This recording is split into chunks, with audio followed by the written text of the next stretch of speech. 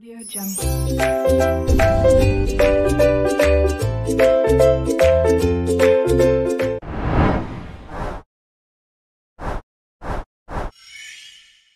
Assalamualaikum warahmatullahi wabarakatuh. Hello everyone. How are you all? I hope you all are well and healthy. Let me introduce myself. My name is Atika Dia Isnaini Putri. In this video, I will explain about high school physics material about Hakikat Fisika.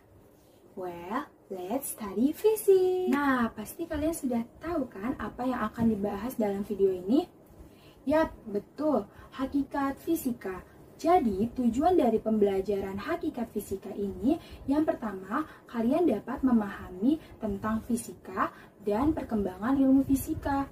Yang kedua, kalian dapat mengetahui manfaat belajar fisika. Yang ketiga, kalian dapat memahami konsep dari hakikat fisika, yaitu hakikat fisika sebagai produk, hakikat fisika sebagai proses, hakikat fisika sebagai sikap. Yang keempat, kalian dapat memahami hubungan ilmu fisika dengan ilmu lain. Yang kelima, yang terakhir, kalian juga dapat mengetahui fenomena dalam kehidupan sehari-hari yang berhubungan dengan fisika. Nah, pas kalian SMP, kalian pernah kan belajar yang namanya mata pelajaran ilmu pengetahuan alam? Yap, di ilmu pengetahuan alam juga ada fisika. Kenapa? Karena dalam ilmu pengetahuan alam itu mempelajari 3 kajian atau 3 cabang. Yang pertama itu fisika, yang kedua itu biologi, yang ketiga itu kimia. Dalam video ini kita akan belajar mengenai fisika. Nah, di sini sudah ada gambar dari pohon apel. Nah, kan pohon apel ini biasa dijelaskan dalam ilmu biologi. Apakah hanya ilmu biologi saja yang dapat menjelaskan pohon apel? Tentu tidak. Fisika juga dapat menjelaskan tentang pohon apel. Apakah kalian pernah bertanya-tanya mengenai daun yang mendapatkan air untuk proses fotosintesisnya itu dari mana? Yap, betul. Daun memperoleh air untuk fotosintesis itu dari dalam tanah. Nah, air dari dalam tanah itu naik menuju batang, dahan, daun melalui pembuluh-pembuluh angkut yang berdasarkan gejala kapilaritas. Nah, gejala kapilaritas ini dibahas dalam ilmu fisika. Gejala kapilaritas adalah fenomena naik turunnya permukaan zat cair pada suatu pipa kapiler. Nah, selain dari gejala kapilaritas, teori fisika juga dapat menjelaskan atau menghitung kecepatan dari buah apel yang jatuh bebas dalam ketinggian tertentu sesaat sebelum apel itu menyentuh permukaan tanah. Nah, menarik kan untuk mempelajari fisika? Jadi, eits, tunggu dulu. Ini ada pertanyaan untuk kalian sebelum kalian menonton video ini. Jadi ada pertanyaan nih, bagaimana para ilmuwan mendapatkan teori-teori tentang fisika yang dipakai saat ini? Apakah ada hubungannya dengan hakikat fisika?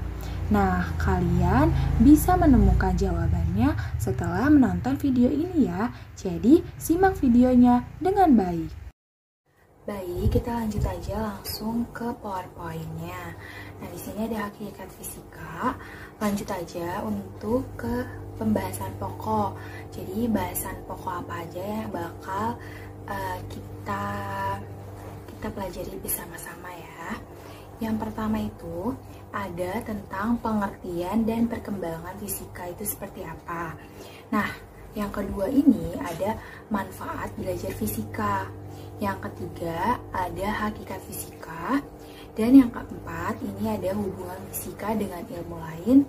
Nah, yang terakhir ini kita bakal mempelajari tentang fenomena fisika dalam kehidupan sehari-hari itu ada apa saja dan bagaimana sih gitu.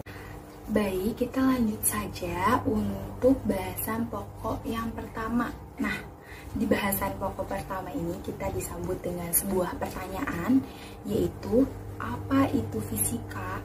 Nah, kita bakal belajar bareng mengenai dan memahami nih fisika itu seperti apa. Nah, fisika adalah cabang ilmu pengetahuan alam yang mempelajari tentang gejala alam. Nah, fisika juga bisa disebut sebagai ilmu dasar dari ilmu pengetahuan alam lainnya seperti kimia maupun biologi. Kenapa bisa disebut sebagai ilmu dasarnya dari keduanya itu? Karena fisika ini, hukum-hukum dari fisikanya itu berlaku juga untuk biologi maupun kimia. Nah, terus hubungannya dengan matematika itu seperti apa? Hubungan fisika dengan matematika itu sangat erat gitu.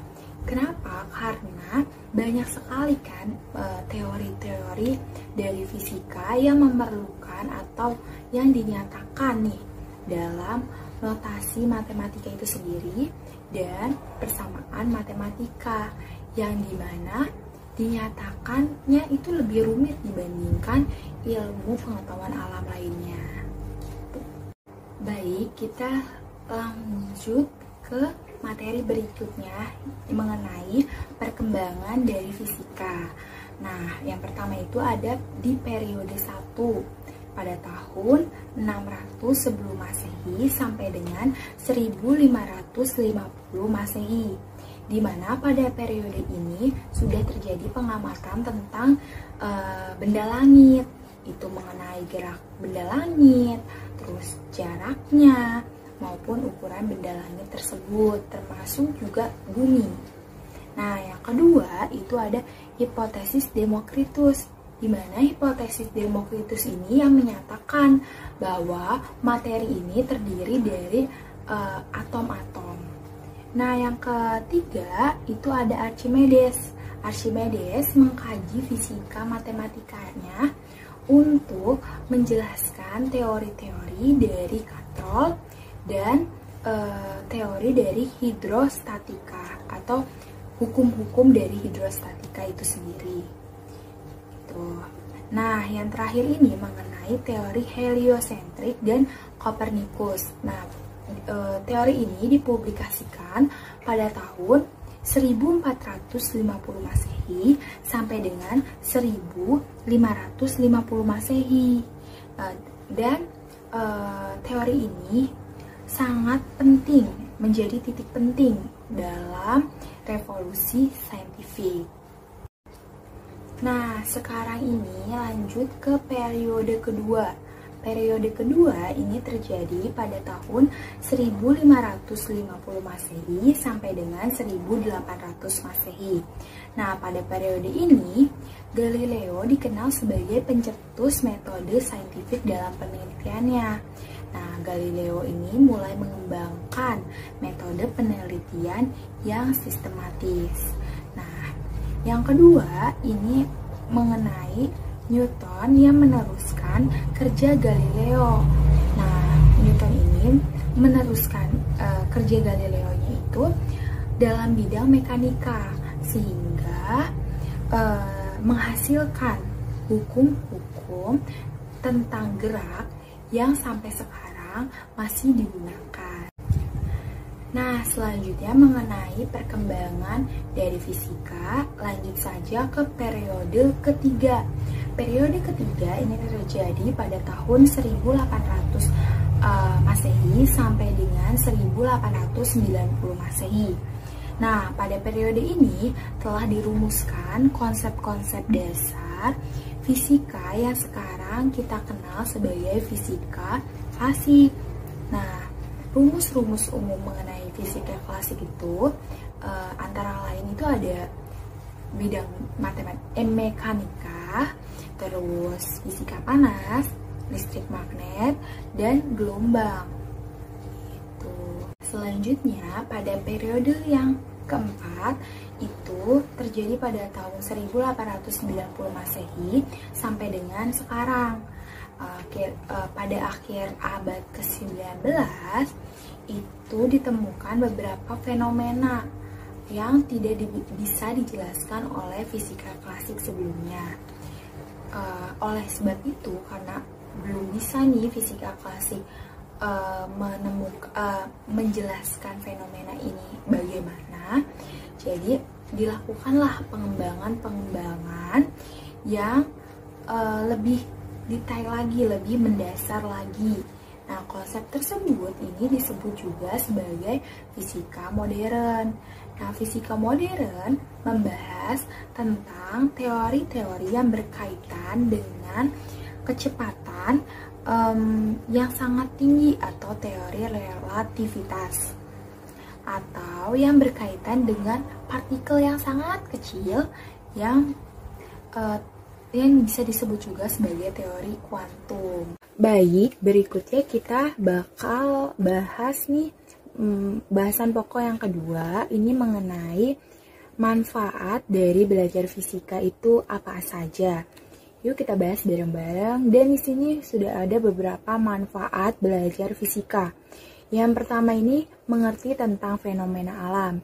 Jadi, kalian yang belajar fisika kan sudah mendapatkan teori-teori tentang misalnya fenomena alam nih. Nah, kalian bisa mengerti tentang fenomena alam itu terjadi seperti apa dan bagaimana fenomena alam itu terjadi. Gitu. Nah, yang kedua, berhubungan dengan ilmu sains lain. Jadi, ketika kita belajar fisika, kita juga dapat belajar untuk belajar ilmu sains lainnya gitu. Jadi kayak seperti biologi dan sebagainya, yang kita akan bahas apa saja ilmu sains lainnya itu di bahasan pokok berikutnya. Nah, yang ketiga ini mengenai mengikuti perkembangan teknologi. Jadi kita dengan belajar fisika, kita dapat mengembangkan suatu teknologi dengan teori yang sudah kita punya. Itu, atau kita dapat mengikuti, dapat memahami perkembangan teknologi itu seperti apa. Nah, yang keempat ini melatih berpikir logis gitu. Nah, selanjutnya kita akan membahas mengenai bahasan pokok yang ketiga, yaitu hakikat fisika. Nah, hakikat fisika ini dibagi menjadi 3. Ada fisika sebagai produk, fisika sebagai proses, dan yang terakhir itu adalah fisika sebagai sikap. Di mana fisika sebagai produk itu merupakan kumpulan pengetahuan yang diperoleh dari hasil eksperimen, pengamatan, dan analisis. Nah, kumpulan pengetahuan ini juga bisa berupa prinsip, konsep, atau fakta, hukum, rumus, teori, dan model. Nah, yang kedua itu ada fisika sebagai proses, di mana fisika sebagai proses merupakan metode yang diterapkan untuk mendapatkan produk ilmiah. Jadi, untuk mendapatkan produk ilmiah, ilmuwan mengikuti atau melakukan serangkaian metode yang prosesnya itu meliputi langkah pengamatan atau biasa juga disebut dengan metode ilmiah. Yang ketiga, ini ada fisika sebagai sikap. Jadi, perilaku ilmiah yang dimiliki oleh peneliti, di mana perilakunya itu, contohnya itu seperti rasa ingin tahu, kreatif, menerima pendapat orang lain, dan lain sebagainya. Baik, selanjutnya kita akan beralih ke bahasan pokok mengenai hubungan fisika dengan ilmu lain. Jadi, fisika ini merupakan salah satu ilmu pengetahuan alam yang menjadi dasar bagi ilmu-ilmu lainnya. Yang pertama, ini hubungan ilmu fisika dengan ilmu biologi, di mana membentuk biofisika. Nah, dalam biologi, fisika ini dapat menjelaskan mengenai sifat-sifat dinding sel dan membran sel pada tingkat mikroskopiknya. Nah, pada tingkat mikroskopiknya, fisika dapat menjelaskan mengenai panas dan usaha yang berhubungan dengan tubuh manusia. Yang kedua, ini hubungan ilmu fisika dengan ilmu astronomi, di mana membentuk astrofisika. Nah, dalam astrofisika ini mempunyai tujuan untuk menemukan bagaimana alam semesta ini bekerja dan mengeksplorasi tentang asal-usul dan untuk mencari kehidupan di planet yang mengorbit bintang selain matahari. Yang ketiga, ini ilmu fisika dengan ilmu kesehatan, di mana hubungannya itu dapat mendukung dalam bidang kedokteran. Nah, fisika ini juga dapat terlibat dalam diagnosis medis seperti sinar X dan pengukuran aliran darah ultrasonik. Pada ilmu kesehatan juga sering mendengar nih istilah terapi-terapi. Secara langsung hal tersebut ini melibatkan fisika, seperti radioterapi kanker. Yang keempat yaitu ilmu fisika dengan geologi, di mana membentuk geofisika. Nah, dalam geologi, fisika itu dapat digunakan untuk penanggalan radioaktif, analisis gempa, dan perpindahan panas bumi. Ketika geologi menjelaskan penjelasannya saja, tetapi ketika dihubungkan dengan ilmu fisika dapat melakukan hal-hal yang sudah disebutkan tadi. Nah, hubungan ilmu fisika dengan ilmu lain itu tidak hanya 4 saja loh, tetapi masih banyak lagi. Kalian bisa cari sendiri di internet mengenai hal tersebut ya. Jika ada kesulitan dalam memahaminya, kalian dapat menuliskannya di kolom komentar video ini ya. Baik, lanjut saja untuk materi atau bahasan pokok yang terakhir nih mengenai fenomena fisika dalam kehidupan sehari-hari. Nah, lanjut saja. Fenomena fisika dalam kehidupan sehari-hari itu ada banyak contohnya, tetapi di sini kita ambil 4 contoh dalam kehidupan sehari-hari. Di sini ada gambar rel kereta api, ada pelangi, ada spion kendaraan, dan ada gambar yang menunjukkan malam dan siang. Nah, kita akan bahas satu persatu mengenai gambar tersebut, apakah ada hubungannya dengan fisika. Nah, yang pertama ini ada rel kereta api. Rel kereta api, misalnya nih kita bisa memperhatikan rel kereta api itu dipasangnya dengan menyisakan celah pada bagian sambungannya. Nah, kenapa dipisahkan atau menyisakan celah pada bagian sambungannya? Apakah ada kegunaannya? Nah, yang pastinya ada, dan itu berhubungan dengan fisika. Kenapa? Karena pemasangan yang seperti itu dilakukan untuk menghindari dorongan antar rel ketika terjadi suatu kenaikan suhu lingkungan akibat pemuaian panjang. Jadi jika celah itu tidak ada di sambungannya dan terjadi dorongan antar rel, maka dapat mengakibatkan rel itu bengkok. Dan ketika rel itu bengkok, bisa saja terjadi kecelakaan pada rel kereta api. Nah, kalian bisa mempelajari lebih detailnya lagi mengenai pemuaian panjang ini pada bab pemuaian. Nah, yang kedua ada gambar pelangi. Pasti kalian sudah tahu kan pelangi. Nah, itu dengan berbagai macam warna yang sangat indah, terus bentuknya juga indah. Nah, pelangi ini kita dari definisinya terlebih dahulu. Pelangi merupakan fenomena optik yang terjadi ketika sinar matahari dan hujan itu bereaksi dengan cara tertentu. Nah, pelangi terbentuk itu karena ada pembiasan dari sinar matahari yang dibelokkan. Nah, warna-warna pelangi ini berasal dari mana sih? Warna-warna pelangi itu berasal dari cahaya matahari yang biasa disebut juga polikromatik, yang memiliki warna dalam pembentukan dalam pelangi. Nah, kalian bisa mempelajari mengenai pembiasan itu pada bab pembiasan yang nanti akan dibahas lebih lanjut. Pada jenjang SMA ini juga akan dibahas lebih detail lagi. Nah, sekarang yang ketiga itu ada spion kendaraan. Nah, kalian pasti udah menemui spion kendaraan ini sering kan? Terus sering menggunakannya juga bagi kalian yang berkendara. Nah, kalian tahu nggak sih spion kendaraan itu menggunakan cermin apa? Nah, kalau belum tahu, spion kendaraan ini menggunakan cermin cembung. Nah, mengapa bisa menggunakan cermin cembung? Kenapa nggak cermin yang lain? Nah, kita bisa melihat dari sifat cermin cembung. Nah, sifat cermin cembung itu sendiri kalian juga pasti udah pada tahu kan? Kalian sudah pernah belajar mungkin di SMP atau di SD, bahkan kalian sudah belajar mengenai sifat-sifat cermin cembung itu seperti apa. Nah, sifat-sifat cermin cembung itu ada maya, tegak, dan diperkecil.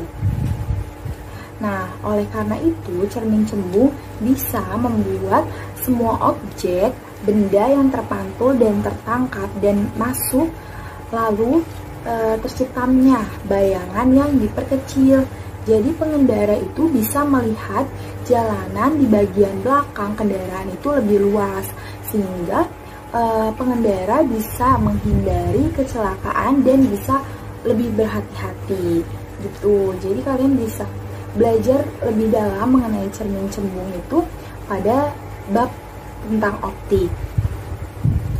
Nah, yang terakhir ini yang sering kita temuin atau sering kita rasakan nih, yaitu terjadinya siang dan malam. Kenapa sih adanya terjadinya siang dan malam itu? Oleh sebabnya itu kenapa? Nah, pasti kalian berpikirnya ya karena secara simpel itu bisa kita jawab ya karena kalau siang itu ada matahari terbit dan ketika malam itu ada sang surya yang masuk ke peraduannya. Nah, tapi apa yang menyebabkan itu terjadi? Nah, yang menyebabkan itu terjadi adalah karena adanya rotasi bumi. Nah, apa sih rotasi bumi itu? Rotasi bumi adalah perputaran bumi pada porosnya yang menyebabkan terjadinya siang dan malam. Nah, itu tadi beberapa fenomena dalam kehidupan sehari-hari. Nah, kalian bisa mencari lebih detailnya lagi, mencari lebih banyak lagi mengenai fenomena alam itu sendiri.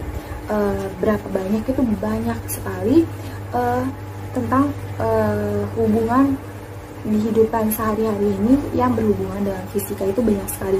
Kalian bisa mencarinya dan kalian bisa mempelajarinya dan kalian akan mempelajari teori-teorinya di kelas. Baik, itu saja materi tentang hakikat fisika yang bisa saya sampaikan. Semoga apa yang saya sampaikan ini dapat bermanfaat dan dapat dipahami. Kurang lebihnya saya mohon maaf apabila ada kesalahan kalimat atau pengucapan dalam penyampaian materi. Terima kasih. Wassalamualaikum warahmatullahi wabarakatuh.